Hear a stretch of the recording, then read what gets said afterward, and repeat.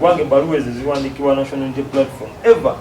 zibeera articulate ebbaluwa egamba nti owummuzidde ku kifo ky'obumyuka omukulembeze mu Buganda oba mu Central Region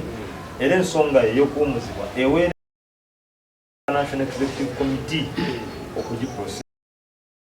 Mpuuga kitwale nti essaawa zino omwana bamugobye ku ssomero bamugeredde ewaka ewiki bbiri oba okomewo n'omuzadde waatunyonyole sente z'omuyiwa omusolo bwana amala otubulya ng'ekibiina kimuddiramu oba si ekyo n'okumugoberera kubanga waddanga oluusi bw'owaayo board of governors gye baleese omutagiwa nsonga Bana basibiddwa baganya okubajja makomera Nubian be baali bamuta ne Edi Mutwe bakkiriziganya ne government ne babawalirira n'obuwanana bwa sente. Can you imagine? Bobi Wine mwaluwa leka nawe nakuwadde obuddebo Bobi Wine mwaluwa emmotoka za government ezSFC zezamutwala mu State House problem kati omuntu atali mu lyake nga Ssenyonyi yali mukosase ng'anoonyereza ku kisaawe ky'ennyonyi Entebbe nakyogerako wano ne bamuwa obwanana bwa ssente baamugoba Uganda Airline yamuwa ssente baamugoba yagenze Kenya okulambula Muhammad Sejirinya ne bamuwa ssente byalabye presse esusse ne yeefuula omuntu mbwazzayo ssente za nakujja obukaddaana bwe bwamuwa obwatwa akagabo yabuzaayo abo tukize tugaane nti buli party ebyane byekkiririzaamu gye twandise mission and vision zaayo oba buli organization yonna mu kyo kitegeeza otuba ntukuwadde obudde saa lwaki ate osigala ng'okyasavinga mu positi ennene mu party eyo tetusobola mujja ku bwemupi kuba tumanyi nti abaamulonda bamulindiridde era wanaabanga byakola biri mu interest bantu b'e Masaka era bajja mmuza naye kibanga ekifo kyamuweebwa ng'akimuwadde alaba byakola si byakkiririzaamu era yakoze kyensuubira nti alina okukola okusinziira mu kapasite ye. Tulabayo omwami Mpuuga asobola okuliidinga ekibiina kuba je bino byalimu bya kitata oli azanya politics wa kintu kikulu naye abantu balaba mwe bwe muteewa kitiibwa nga mukyali mu nnyumba yammwe gye muzimba obuzimbi etannaweza na myaka 2 kiraga ki Uganda gye mulaga kiraga nti nanga ali wano wemba mbadde ninamu akatima nti oba nnyingire ennuupu mba sijja kuyingira. Epic Media.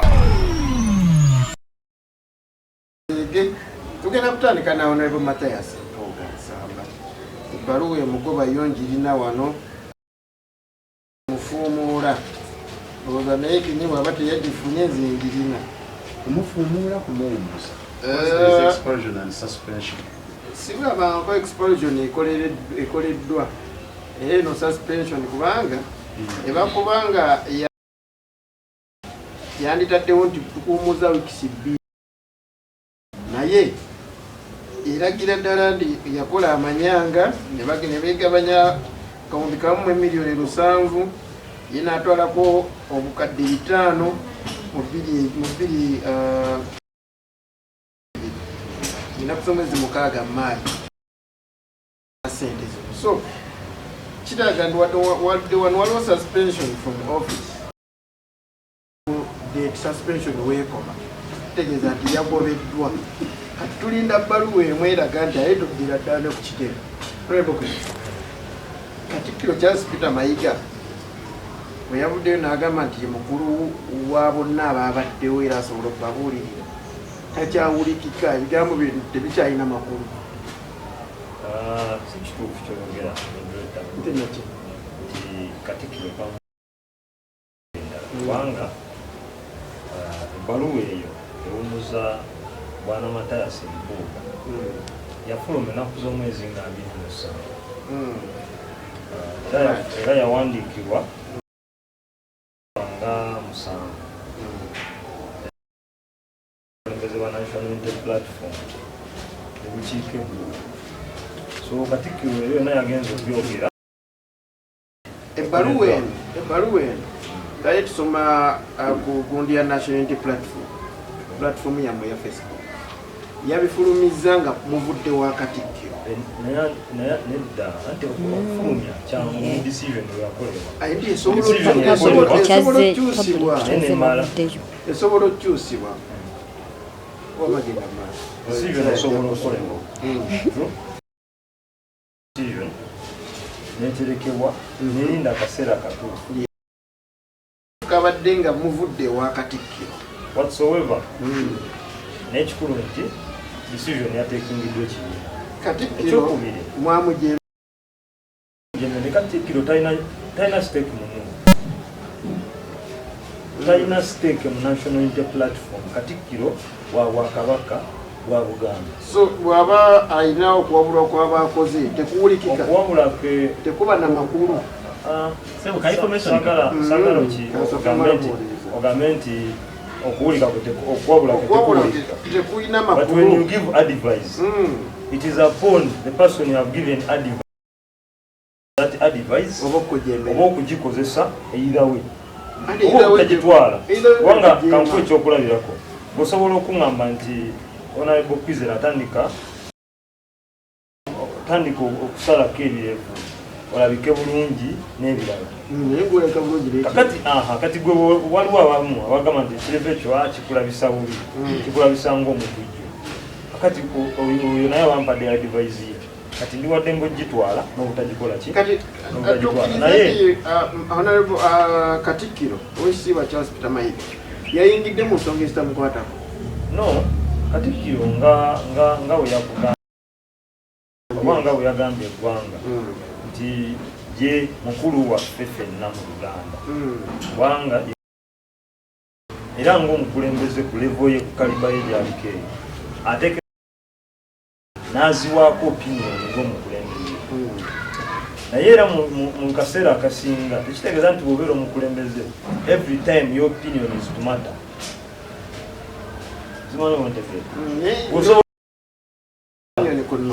Muliriza ebbanga lyonna emabegako okusinkana Katikkiro. Era Katikkiro mu statement gye yawa pressure yagamba nti Lokete ne Honorable Kyagulanyi ono wabeerewo okuteesa ku census ya gavumenti. Naye ffe oba nga polisi otambulira ng'ekibiina tulowooza nti tusobola ate kuteesa na ddembe lyaffe lituwe bassemateeka. Kati era opinion ya Katikkiro yagireeta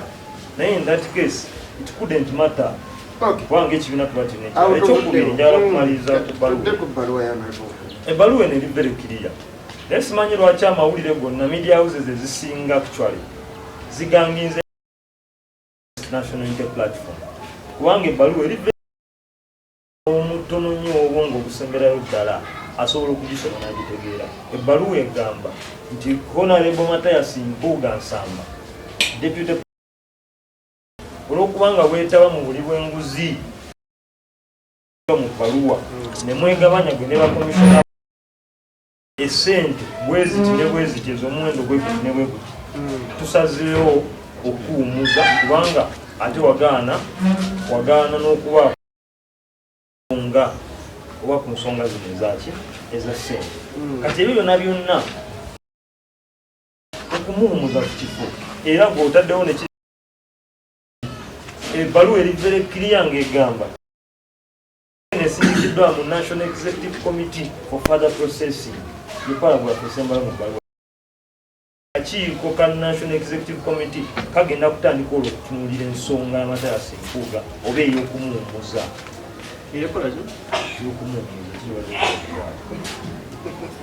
Kubanga teyakubidde mu kibiina bakugambye wansi nti I've taken further the decision to the National Executive Committee for further processing.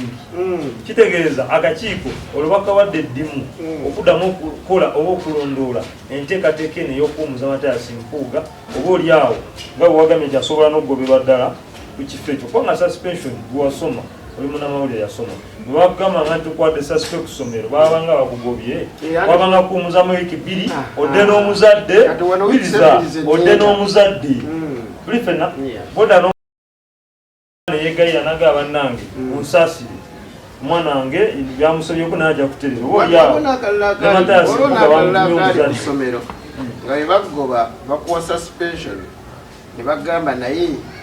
board of governors banatuula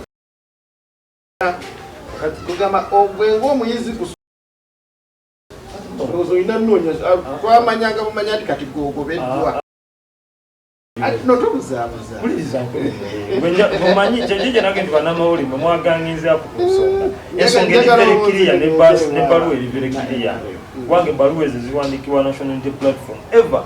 zibeera articulate ebbaluwa egamba nti owumuzi omumyuka w'omukulembeze mu Buganda oba mu Central Region era ensonga ey'okuwumuzibwa eweereddwa akakiiko ka National Executive Committee okugiprocesinga. Honorable Mpuuga kitwale nti essaawa zino omwana bamugobye ku ssomero bamugedde ewaka ewiki bbiri okomewo n'omuzadde waatunyonyole gye sente z'omuwi w'omusolo bw'anaamala otubulira nti omuzadde yeetonze ng'ekibiina kimuddiramu oba si ekyo n'okumugoberera kubanga waddanga oluusi bw'owaayo board of governors gye balese omutagiwa nsonga zimatibwa mubaani mu neeke ekulemberwa abantu bangi kansoke nkweko president agituulamu abakulembeze ebibiina ag'oku ntikko bagituulamu neeke omwogezi w'ekibiina ba deputy president si bonna ani omwogezi w'ekibiina omwogezi kinaye Johnson kakati bw'amaliriza ekyo nga ne Mpuuga babadde n'ebiri kubanga Mpuuga abadde deputy president era nga yeruuli za pato zigamba nti omutasobola na ekibiri no siraba kati nze nkugirawo maliriza ensonga eyo nayo nabwe maliriza okubeera bwetyo neeke wadde okyambuza neeke tulako abantu bangi mutulako abaninfomo sector tulako ogenda kwawukana ne gundi MP kuba MP onayeba bedi wanika ate abeera eri wagguluko mmwe ate abali wansi amanyi obuzibu bwa bedi abedi alinga wankugamba enkya naye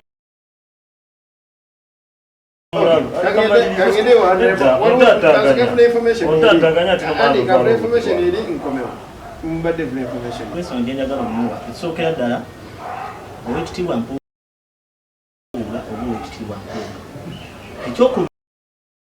owekitiibwa taba muppi kamungerero mutangaza wano mu Buganda tulina kyetutera okugamba nti eyakusinze aba yakusinze ekitiibwa tebakigula ona ku kkubo muganda onalaba okwezera mbuliremu mu famire ye mulimu ab'ebitiibwa bameka ku kyalo kwobeera ne mu lubyo mulimu ab'ebitiibwa bameka muleke kujolonga abantu olw'obukaadi bwe mwafuna n'omuyaga ne ku bantu abazimbiddwa okubatyoboola olw'akabiina obubiina akabiina tekasinga ggwanga ekirala njagala okwongera okutereeza owekitiibwa Katikkiro yakoze kulambika obudde bwe bujja kati ngenda kuwa otandikirawo mbadde nkwagalako kiri kansoke ne wanato akyawe era ekyo kinyini era kijja kyongerwa n'abantu abalala abantu abamu nga twaha bano beerimbise obwakabaka okwagala okuteekawo embeera ey'okusiga ekifaananyi kibazimbiddwa tewali mukulembeze zimbibwa kubba nevo kyenjagala honorable twaha tegeere ekitiibwa n'olukulembeze byanjawulo you can be a president nga bula mwami Museveni president wa ggwanga naye takomandinga otegeera kati owekitiibwa Mpuuga bw'abanga yali tayagala scrutiny nakumutunulamu nakumukubamu ttooki ng'omuntu byandisikadde mengo n'ekyokubiri kikino bano badde baga nti obwakabaka bubazimbye nnyo n'ekirala kyawe ekyakabaka yekka bakitulemu ne twaba muweka tulabe kuba twahabwa nawa ebiri mu nuupu mwenga abali mu NRM kansoke mpomulemu katono NRM Ekibiina Kai teyanze nga bali ku YouTube mwe bali kubera nkwemuli abali ku Facebook mukola kyamannyo ddala bali mu ggwanga Uganda n'ebweru bw'eggwanga Uganda mwe bali goberera Ekibiina mukola kyamanyi nnyo ddala nja kukomawo kangende ku muna NRM ye atunyonnyola ebiri mu National Unity Platform bikosezaawa NRM era NRM ebifunamu etya oba amagezi kigowa nno kuba mwagala ababavuganya nga balungi neyanziza sebo kumpa omukisa ogwokubiri naye nze nga bwendaba Nuupu nsanyuka busanyusi kuba ndi NRM bino ebibiina tuba bajja n'abajja bwe tuba mu bibiina bwemba owa NRM sisobola kutekwagaliza wa Nuupu kalungi oba wangule kuba fo NRM mwami Mpuuga we yesimbye naffe NRM tuteekawo kati bwe tulaba nga Nuupu emukuba ffe tukuba bukubi mu ngalo nga tugamba ajje ewaffe kuba oluggi luggule aba NRM oluggi luggule mwagala banafu tetwagala banafu bw'otunuulira ow'ekitiibwa Mpuuga honorable bano abaana ba Nuupu nze nja bayita baana kubanga kyemba mbayitira abaana Katikkiro wa Buganda akiikirira Kabaka omuntu bw'aba asobola okulaba Kabaka mu kamwa eyalabye Katikkiro mu kamwa aba alabye Kabaka mu kamwa bwe tulaba lwaki ab'obuwanga bw'ennono babaawo ne tulaba amadiini ne babaawo kitegeeza nti ffeno mu bibiina bwe tufunamu enkaayana oba enjawukana bano abantu batuyita ne batutuuza ne bagamba kiki kuba kino kyabadde mu nju miliyoni 5 si nnyingi bw'oba obala nti ze zigobya mwami Mpuuga mu kibiina unless nga waliyo ekintu ekiri behind that kye bataagala kukola ki kujjayo kubanga bw'otunuulira mwami Kyagulanyi pulezidenti w'aba Nuupu bw'agenda e Bulaaya bamugamba tulabayo omwami Mpuuga asobola okuliidinga ekibiina kuba gye bino byalimu bya kitaate oli azanya politics wa kintu kikulu naye abantu balaba mwe bwe muteewa kitiibwa nga mukyali mu nnyumba yammwe gye muzimba obuzimbi etannaweza na myaka 2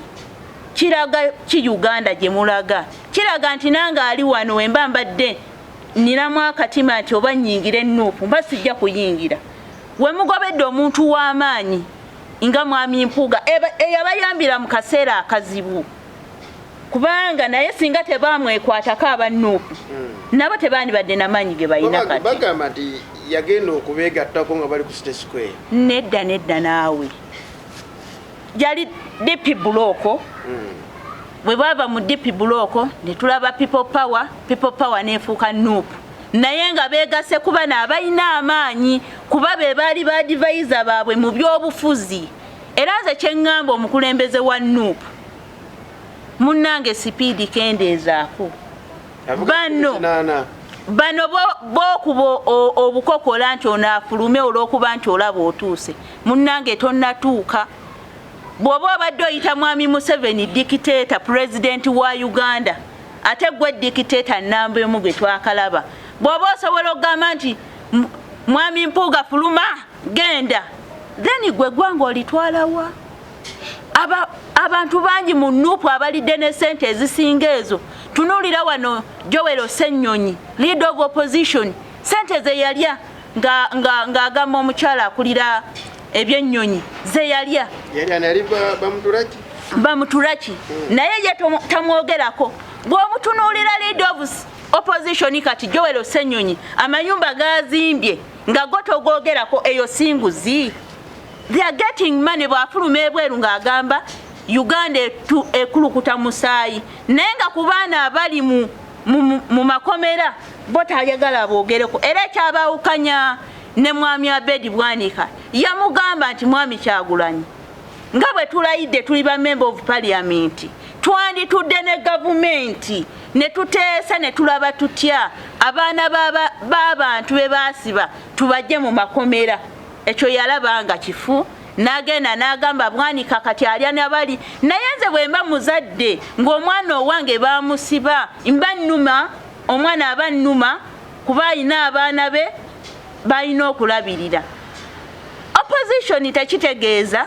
nti tubeeraawo nga tulwana buli kaseera kulwana naye tutereezezza tutya eggwanga. Kino ekigaanyi kyekyateesawo opposition nti bwe gaba amalwaliro nga tegateredde opposition evaayo nekola ki neeyogera ebintu ne bitereera. Naye ŋŋamba bannayuganda abali eyo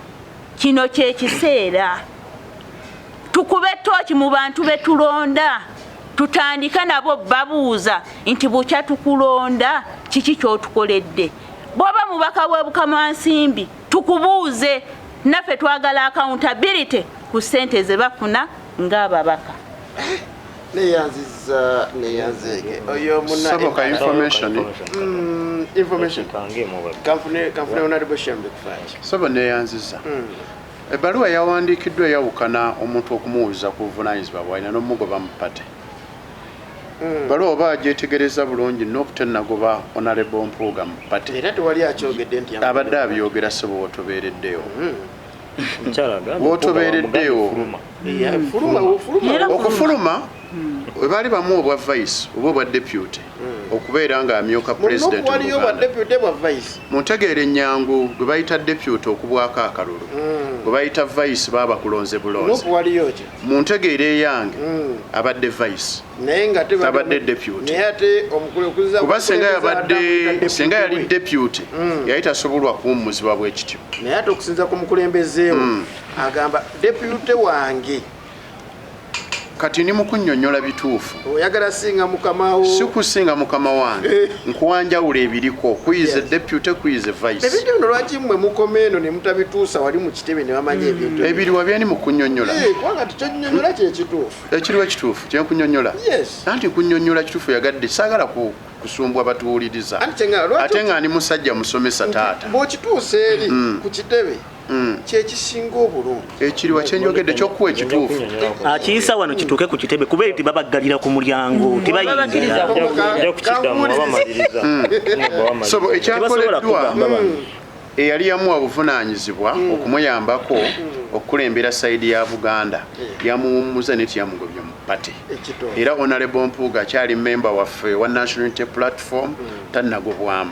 Sayidi endala ayogedde ku ssente ez'omukyalo oli simanyi ngeri gyakkiririza ennyo mu nguzi olwa pate gyavaamu alabika kyali mu kutegeeza naye ani yagimuwa era amala omukuweebwa enguzi nga wookyogera etteeka ly'enguzi ligamba ki?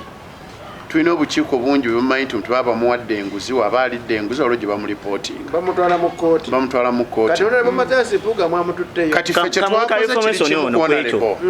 kyetwakola kiri kimu ssente twazuula 2022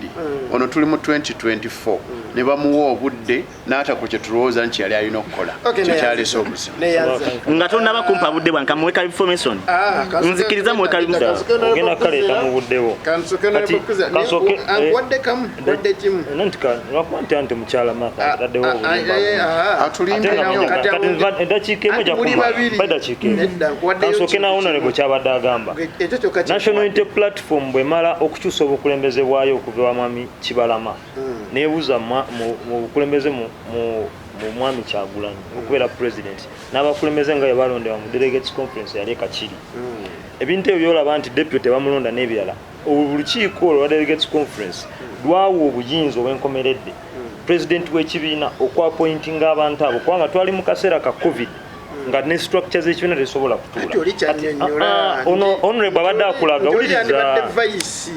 wuliriza anti vice naye nkugambye nti obukulembeze obwalondebwa ne constitution yaliwo n'abantu abalokolo president bamuwa bakola menu ne bamuwa obuyinza kati kitegeeza Mathias Mpuuga abadde deputy with appointment kubanga obuyinza constitution yakimuwa kati maliriza katono nnyo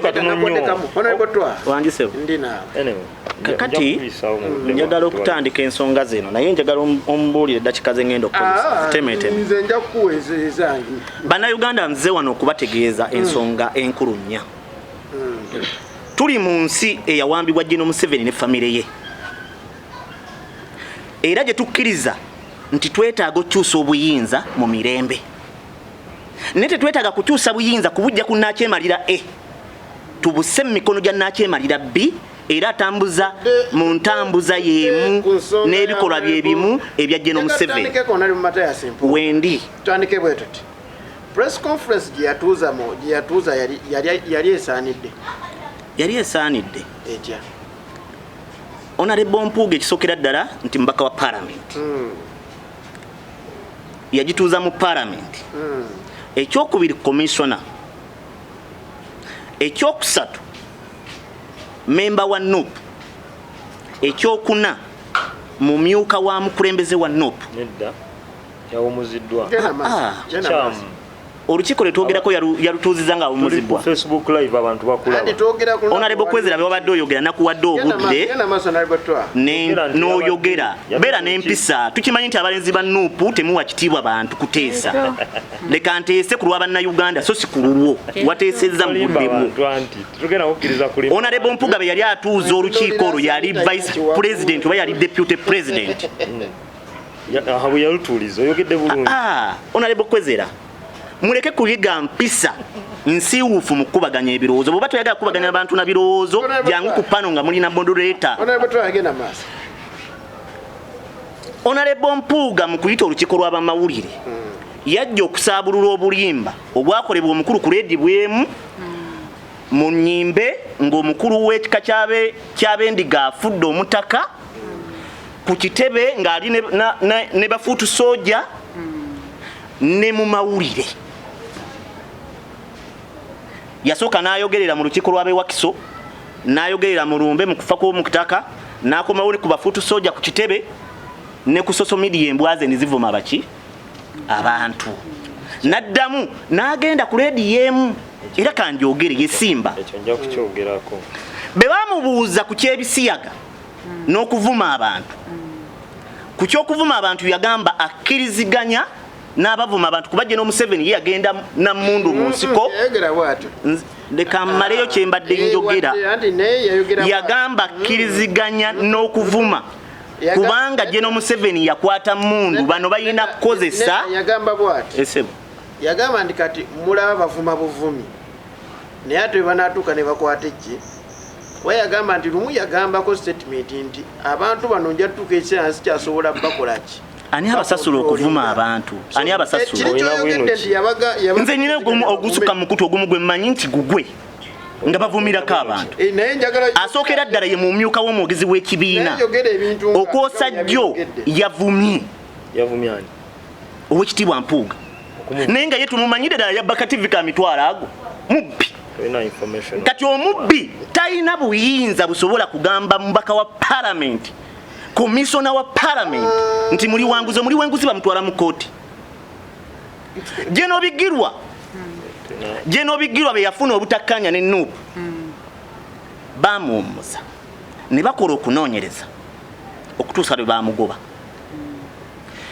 omumyuka wa president owa NUP omuwaabi yerooya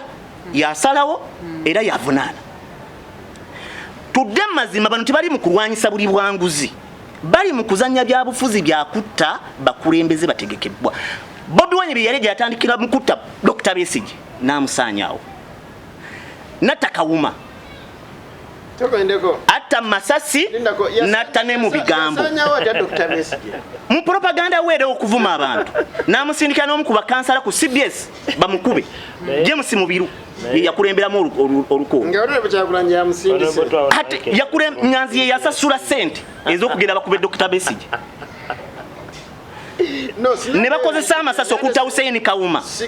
lita Nabukenya bonna bafudde abaana basibiddwa baganya okubajja makomera Nubiani be baali bamuta ne Edi Mutwe bakkiriziganya ne government ne babawalirira n'obuwanana bwa sente Bobi Wine mwaluwa leka nawe nakuwadde obudde Bobi Wine mwaluwa emmotoka za government ez'SFC zezamutwala mu State House kati omuntu atali mu lyake nga Ssenyonyi yali mukosase ng'anoonyereza ku kisaawe ky'ennyonyi Entebbe nakyogerako wano ne bamuwa obwanana bwa sente bamugoba Uganda Airline yamuwa sente bamugoba yagenze Kenya okulambula Muhammad Segirinya ne bamuwa sente byalabye press esusse ne yefuula omuntu mbwazzayo sente za nakujja obukaddaana bwe bwamuwa obwatwa akagabo yabuzaayo atali mu lyake bawa bakaba parliament milioni 2 ga motoka Kyagulanyi Ssentamu nasaba bakaba parliament obukadde 10 bibiri nasaba bakaba parliament obukadde 10 atali mu lyake atali mu lyake muganda we Nyanzi yakulemberamu okukozesa abaana abawala okubawa kadi n'okutunda kadi yamugoba naye ebintu byenjogera mbiinako wino tobinako mbiinako wino nze mbyogera nze twa tugenda muteeka mu kooti n'obukiiko bwe bassa wansi ku district ne ku miruka kyekikola kyekimu kye baakola ne wane yali akulembera mu Wakiso bamuyita General Chief yali akulembera kakiiko ke Wakiso byenjogera mbimanyi era omukuba wala Nyanzi be yakozesa kansala we Wakiseka sijja kugamba wakiika naye we Wakiseka abantu abatekese obukulembeze okubuteeka mu family mukole ekyo Nubiyaniri be yali awa mukyala we kadi teri amunyega family nawa Nyanzi kadi ya Kampala Central nakwata mwanyina namuwa kadi egomba kyamukisa mulungi bonna ne bagwa natuuka wano abantu bamugamba owaayi gyotuvuga otutwala ng'otutwala mu bisiyaga nti nze mundeka bali b'ebisiyaga be bansapootinga ne tugamba katusirike munnange ye waffe ne tuguma ebyo nobireese ne bakwata n'akola firimu buli mwana yali mu firimu ne bamusasulira $1 million 2 yawako yadde n'omwe 10 atali muli wanguzi yawako yadde 10 ku baana abo tumbulira kipya atali muli wanguzi atali muli wanguzi deputy president gwe yakulembeza okugoba Mpuuga Zeduriga yakagenda ewa Sarita naweza yadde omwezi ne bamuwa obwana bwa sente Secretary General Rubongoya mu 2019 bamuwa billion 24 okuva ewa Genosari ngazaki ati zaki bali ku project okuleta NUP Kibalama yali agikulembera nga Kibalama siye yatandikibwawo Genosari Musale yali saba minister Wakana Lugunda n'omwami wa Isomu wekawanda sijja mubagamba mugende munonyereza ne baleta Katana ne baleta Rubongoya okusanyawo abakulembeze abenkizo era DP block yawaguza abakulembeze abatono abali mu NUP yensonga lwaki abakulembeze omuli Kidandala abateekateeka NUP teyajja omuli owerubaga Lubega Mukaku teyajja ono omusomesa owe Makindye Sabagabo sajja lya bene teyajja n'abala naye ng'abantu bonna babadde kadi awo bonna ba NRM abeerubaga bombi ba NRM wanekawempe bombi bo NRM ne Makindye olukwesikwesi oluli mu NUP lwakutta opposition n'obukulembeze obulungi obwa demokrasiya n'enfuga y'amateeka mu Uganda ebyo no bitubuulidde otuwadde background na buli kimu esebo yewe nalibo Matayasi Mpuuga esebo yali ku kituufu mu buntu teriyo muntu mutuufu 10 ku 10 lwaki tazaayo kakana katono naye sente ezaweebwa Honorable Mpuuga obukadde 5 zaamuweebwa mu mateeka nga be baziwaani katukolese by'amateeka bire bya propaganda badoli katukolese by'amateeka tubuulire teeka Honorable Kwezera beera n'empisa propaganda wetu bw'oba oyagala kukola byalese by'amateeka weteeka this site the law kakati buli kintu kyonna kyonna nsaba mutegeere tikibako gwe kitandikirako ekyo mukitegeera oba mukyagala oba temukyagala okuvuma obwakabaka kyatandikira ku Kyagulanyi ekyo ne tukikkiriza nti Kyagulanyi yatandiseewo okuvuma obwakabaka n'omurundi wa NUP amazebanga kingavuma Honorable Kwezera bino bye twogerako bya ggwanga sirika tolina kapasite kwogera ku ggwanga na kulemesa balala bwe bwoba oteesezza tuwa omukisa naffe tuteese ebyaffe kyenjagala okutegeeza bannayuganda bwe tuba twagala eggwanga eddamu twetaaga okutegeka abagenda okukwata obuyinza oluvannyuma lwa General Museveni era twetaaga okwetegekera okuyingira obuyinza nga tulina n'abakulembeze betukakasa nti bagenda kugondera ssemateeka n'amateeka bw'oba tokkiriziganya na kyakolebwa mu palamenti odda mu palamenti okukiwakanya oba ogenda mu kkooti Honorable Mpuuga baba nga yali enguzi bamutwale mu kkooti kampumulemu then komewo ne Honorable Share bikufaatire ate tusobole okubeera nga tulaba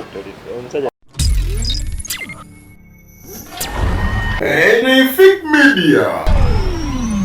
Neyanze gabakyaliko ndine Hassan Musa Tamala yono muniza itulu asampijja tuli muswawo mu FDC ayeka yalidde Honorable Shem wanjikusa ebigenda maaso mu Nuupu bibatwala walungi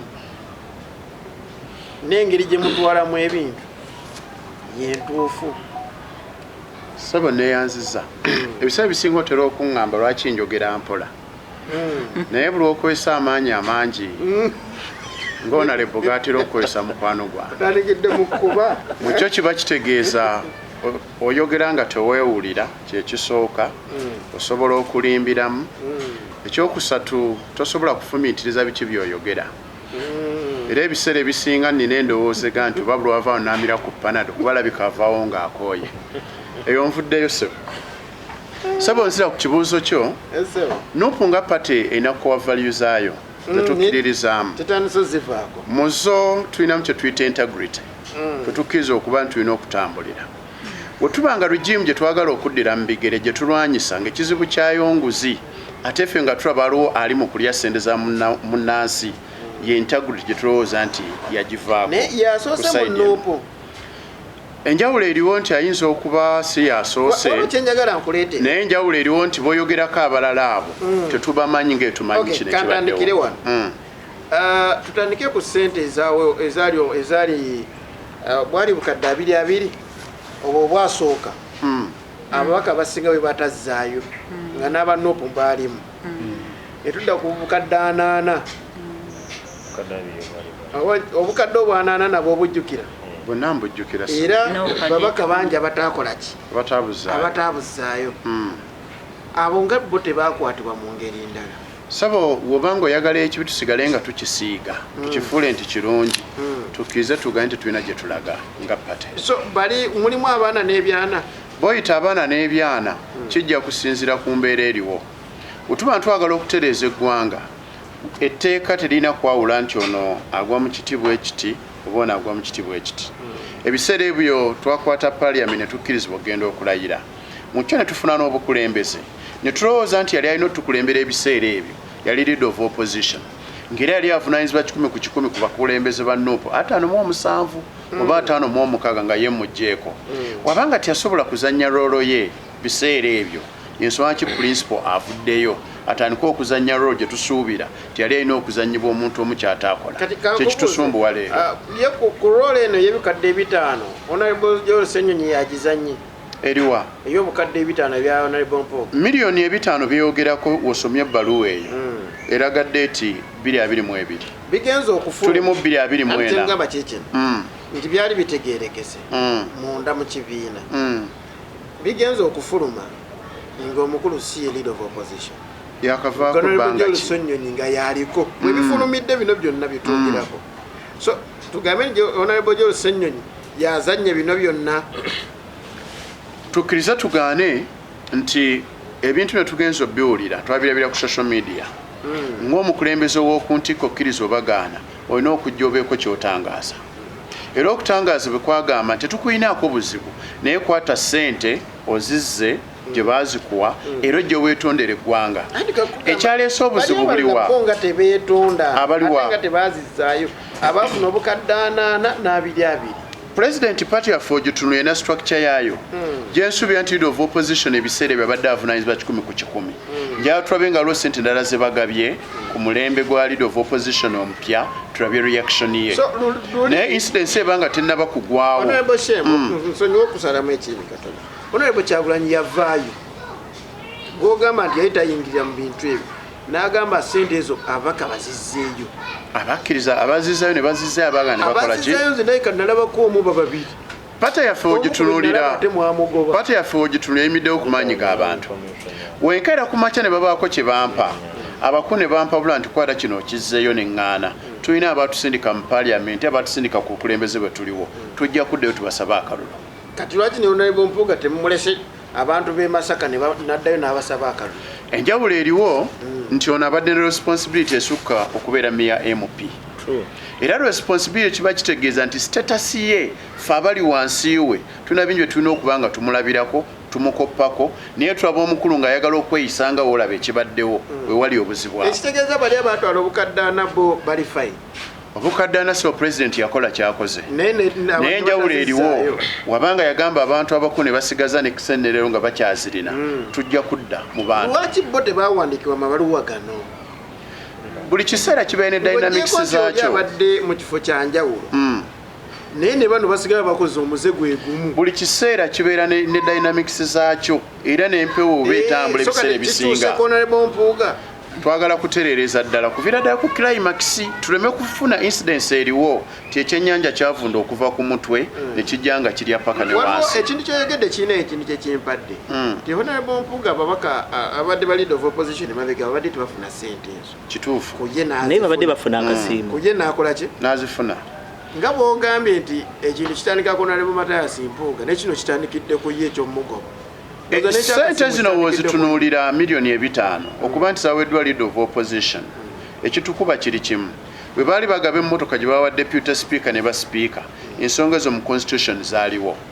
naye tulaba embeera nti omuntu bamuwa akasiimo special award naye nga teri mu constitution weerambikiddwa nti oba ono omupya zze n'omulala aligifuna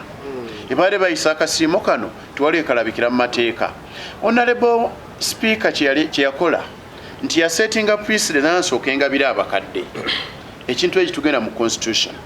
nekimala kimuwa enkizo nti newaaliba avuddeko yenna alibajja ku kisanja nga deputy speaker oba speaker ajja asigala ng'afuna sente zino 5 ebyafulumye gye twalabye special award tewaliwo ekiragibwa mu mateeka nti n'alibeera leader of opposition omulala alifuna bwebula senga kyabadde n'abaaliko amabega bali badde bajja ne bafuna sente. That is the biggest worry eya pate yaffe era eri munnansi wa Uganda. Kisenga sente zaategekeddwa tubyali abaddeko leader of opposition ajja afune sente ze senga tewali akaayana twanika kaziza nti kasiimo kaweddwa bali basabize commission ekirizibwa okubeera okutuula n'esalawo ensonga yonna. Kituufu byesalawo n'ebiteekawa esobola okusalawo yongayo nga tebitutena mu parliament wakati balase banaffe gye tubeera mu business committee bwe tutula ne tusalawo kye tusazo tuno kyanjulira kanso yaffe n'ekikakasa naye tutera ku makya netugamba tufuneyo tutula tunyweka caayi ne twegeyaamu bye twogedde tuba twagala kulaba ki kye tuyisaawo kyensuubira nti munnansi ono oba mukulembeze munnange mulaba tajja kifuna. So we mwajjeewo Honorable Mpuuga mwawunya ekizibu okumuggyako wa okumugyako mu office eya commissioner temusobola neŋŋambe eya leader of opposition eyo wa deputy mwawunya ekizibu. Sebo tukize tugaane nti buli pate ebyane byekkiririzaamu gye twandise mission and vision zaayo oba buli organization yonna mu kyo kitegeeza wetuba ntukuwadde obudde sera lwaki ate osigala ng'okyasaavinga mu positi ennene mu pate eyo tetusobola mujja ku bwemupi kuba tumanyi nti abaamulonda bamulindiridde era wanaabanga byakola biri mu interest bantu b'e Masaka era bajja mmuza naye kibanga ekifo kyamuweebwa ng'akimuwadde alaba byakola si byakkiririzaamu era yakoze kyensuubira nti alina okukola okusinziira mu kapasite ye. Njagala omunzigana kino esebo nalabye lawyer wa National Unity Platform ng'agamba ebbaluwa lwakuba ate yo neerabidde okugireeta gye bawandiikira speaker egoba ejja Honorable Mathias Mpuuga kuba commissioner kuba ye yasooka okujja kugamba mwali mwagala mumuggyeko buli kimu. Honorable right honorable bwe yagaana okusayininga ku bbaluwa eyo yavuddeyo n'agamba nti kati nga mmwe abanuupu temukyamutwala nga commissioner wa commissioner wa Nuuba wa ggwanga nga tonnaba kufuuka commissioner wa ggwanga baani abakusindise kuba amateeka gagamba nti pati ebeera ne commissioner 3 pati eyandibadde ey'okulu yandibadde ne leader of opposition n'esindika owaayo ne babeera ba commissioner 4 ffe side nje tuyita business committee yaffe eteesa otubanga ffe abanuupu twamusindikayo tulipresentinga ng'abakusindika bagambye nti byokola ffe si bye tukkiririzaamu we wali fortunate party naye tetulina party endala nti commissioner ayawukana ku kyetusuubira ne tubanga oba kumujja ku kifo ekyo ky'omuweereza tulina kudda mu parliament eyo side gye nsuubira nti tebagikonsideringa naye ekibanga kumusindika mu parliament era nina essuubi nti parliament yalonga erina entambuza ya ssente okuva mu mukono ogumu okudda mu mulala era tuyinza obutaakivinga ngeri yakumujja ku kifo ekyo nekiddayo ku muntu nti pate abakusindika n'ensajja okkiririzamu gyonnyolonnyola munnansi osigadde ng'otambulira ku nsa oba osigadde ng'olina gw'oyagala okusaavinga atali oyo yakutuma Honorable Shem Bigfaji njagala nekino nzike nakyo ngende ku nsonga endala Honorable Mpuuga kizibu nnyo okusinga abalala mu Nuupu tewali kizibu mu pate engeri gye mwahandolinzeemu yentuufu handling eyawukana ku kiki ky'oba olowooza eyo yeyammwe kowa value za pate ziri ki ekyokubiri buli wenjogera n'olinazza omuliro kitegeeza tugenze mu reaction fe abakola sciences bafe abasayansa reaction emu eyakoleddwa side emu ng'erimu kye twandiise okulengeza side endala bulijjo ntera nnyo okugamba nti tukkiriza amaanyi gye gava buli w'obuusabuusa eva amaanyi osobola okumaliza nga eyakuwa amaanyi mu kifo ekyo akakasiza nti yagalina kino kyo toyinza kibuusa maaso naye omukulembeze ye talina basobola kwogera ye yavaayo omukulembeze aliwa Honorable Kyagulanyi talina boogezi sabo olumala okufulumya ekintu kyonna kyoba kifulumizza era akusindika mu kakiiko era ndowooza ebbaluwa gy'osomye webeemaliriza inawe ogamba nti mmaliriza tukomyewo eri mu executive okusalawo ekyenkomeredde naye ate neeke yatuula dda era nga olaba nti president alonda omukulembeze era n'atakomaawo n'amusindika eri ne mu pate bwe kityo bwe kiri ssebe waffe neyanzeege kankufuna Honorable Twa kuno kulabula eri bannayuganda tokozesa amaanyi oteesezza bansirise ndeka obudde bwange nteese kuno kulabula eri bannayuganda nti twafuna ekizibu ky'abakulembeze abakuuma obufo nga tebazze kuweereza na kukubaganya birowoozo ku lw'okuzimba eggwanga eryawamu oli ng'alina ekituufu kyalaba ensobi emunyiga naye mwennyini naye nga tasobola jjogerako bajja mujjako kakkaadi ekyo nno kittattana ggwanga tuyina okubaganya ebirowoozo nga sayidi zonna tuzitunuulire nga twogera kusinziira ku mazima ebbaluwa eyawandiikibbwa ekisookera ddala egoba owekitiibwa Masias Mpuuga eyagikoze eri mu mateeka kuba deputy president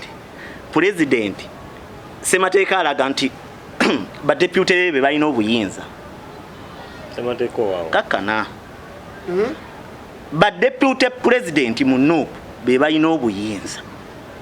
ku nsonga eyo naye ekizibu nti omukulu yafuuka ggalo ssajja era Nuupu bw'ogyetegereza terina bukulembeze obwa waggulu awo kanzijaawo Honorable President gwali mu Nuupu kakati nyanukule ku nsonga eyo yennyini gye njagala kati tulina challenge nti tulina abakulembeze nga Honorable Twa asobola okuvaayo mu mutima gwe ng'alina mu kisiibo n'awulira nga asobola okwogera obulimbo bw'enkukunala naye sikakasa nti ayinza okuba abyogera kubanga akikakasa kuba manyi obwesimbu bwe mu ddiini naye manyi nti obutamanya bwe bumutawanya kati kubanga national unity platform oba organization yonna kebeere no fake media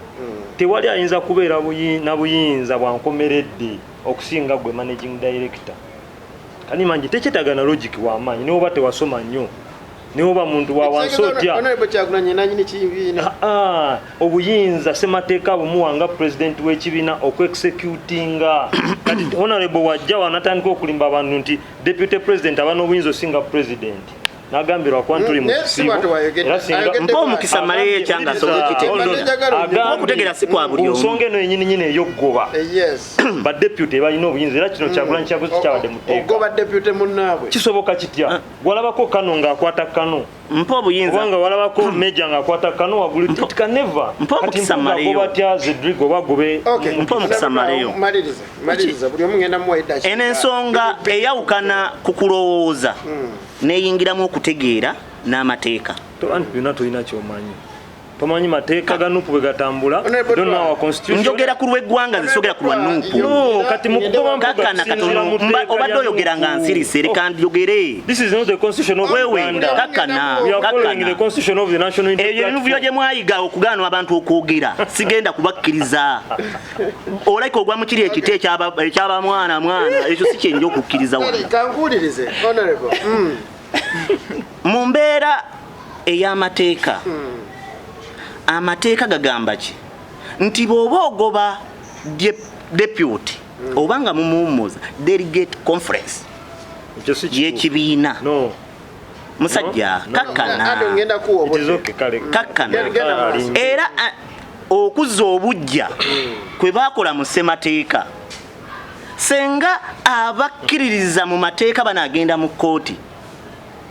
Owekitiibwa Masias Mpuuga jasigala ye deputy president byampaka si byampaka mu mateeka senga onoovaayo n'ogenda kuvunaana nuupu n'obukulembeze bwayo ku mateeka mwe yakozesezza oba we yayise Kyagulanyi we yayise okugoba Mpuuga amateeka genda busigazaawo ekirala bwe bakutenda okudduka toyita wooyina koma bwe bakutenda okukomaga tokomaga misambya omukulu ono Kyagulanyi alina okumanya nti bw'oba olinnya omuti oba bw'oba olinnya waggulu amadaala g'olinyiddeko gakuumirewo nga weegali bw'ogatema ojja kugwa bw'otema omuti kw'otudde ojja kugwa bw'otunuulya bakansala nono yennyini atawa abantu mukisa kwogera wa DP beba boogera ku bagoba ba DP buloko DP buloko yeri ku division mayor wonna yeri ku municipality mayor ne bakansala abaabo kakkana katono yeri ku municipality mayor siri wa Nuupu yeri ku municipality mayor wonna yeri ku district chairman wonna beba MP abenkizo era bw'otunuulya MP mu Nuupu abenkizo abateesa abawulirizibwa ba diplomase bonna ba DP buloko so bono yagala okuleeta abatali ba Nuupu feka tusabire tulindire ekinaddawo abantu bano bataddewo obulimba bungi naye kangezeko bukyagula ekisookera ddala honorable twaho ono awuwanya abatuuliza abaffe ate nga tumusuubira nti otuyita wano ku paneno okuteesa ng'olina ensonga k'osinziira zompita ng'omukulembeze akikira abantu b'ekazo ono Martha omuyise ng'owenaremu ne Honorable Kawevula omuyise ng'omuntu omulala n'ogera n'oyita abantu nga Honorable Twanga tumanyi na kiti mwagwa ebbaluwa hold on maliriza ebbaluwa yenyini gy'otuleetedde ebbaluwa gy'otuleetedde eno yenyini wakoza n'obindozi obutagisharingawo ku mukutu gwaffe mu paragraph esemba yegamba in accordance with article 6.3h and 7.1 of the party constitution I hereby suspend you. Kati zino article ebbiri zezuwa omukulembeze goliwe FDC agoberera ensonga yakamalo ku gazetinga mu mateeka yakamalo gazetinga constitution yayo gitegedde kati awalaba alabe olaba omusajja omukulu oyo twahe yali azze okunona kadi ya Nuupu ne bagimumma n'atandika okufumba ebibozibozi propaganda byonna byazafumba ekyokubiri wayogedde ku bukadde 4 obwababaka bwe baga nti obukadde 4 olukiiko lwayitibwa nga lukubembera omukulembeze wa National Unity Platform ababaka babiri ne bakkiriza nti ssente twazifunye era ababaka abo babiri we bakkiriza nti ssente twazifunye ne babalagira okuzizaayo tebandeke omubaka tebandeke n'agamba nti ye ssente yazifunye ate era yazisaasaanyiza omubaka twakagabo n'asitula ssente n'aziza mu paalamenti kyova olaba babaka ekibiina tekibalinaako obuvunaanyizibwa okugyako abantu ababalonda Honorable Masias Mpuuga mukowe erimu olukiiko lw'abakulembeze abakulu lwamuyita nakkiriza ne yeetonda n'okwetonda nti banaye ssente nazitwala Honorable Mpuuga yagamba tayitibwangako ababadde mu press katugyewo obulimbo katono nnyo kwako kagambo kamu kati kino kikugamba Honorable Masias Mpuuga banagenda maaso ng'alimba kubanga yakalimba n'emirundi ebiri omusajja oyo okumanya mukuusa wa kitalo Honorable Mpuuga yali ku CBS y'eredio y'obujjajja ya CBS n'agamba nti ne ssente ze bamugamba obukadde 5 tazifunangako era alinda installment yesooka hold on omwogezi wa parliament Chris Obole n'avaayo ku record yali ku NTV n'agamba parliament yababaka bagundi abo bonna yabasasula ba commissioner Chris Obole wenaremu ye mwogezi wa parliament wangamba nti abenaremu tebogera mazima muganda wange ne ba commissioner benaremu bafuna ssente era ne ssente zo uliriza katono malirize zikiriza malirize ne yanzuza sebo kati njagala tegeeza bannayuganda nti mulabye ekiri mu Nuupu. Nuupu eragira ddala kyeri nti omukulembeze ye mwogezi ye buli kimu etambulira mu nkwawaze era mwe abali eyo mulaba abanuupu abali wano indina wa nuupu ogu naye singa babaddenga 6 wano ndowooza bandituyisizaamu n'empi abaana ba nuupu nze bano mbayita baana bakyali baana bannange bwe muba mulonda abakulembeze mulonde abakulembeze ab'ensa abawa abantu ekitiibwa era Honorable Mpuuga nkugamba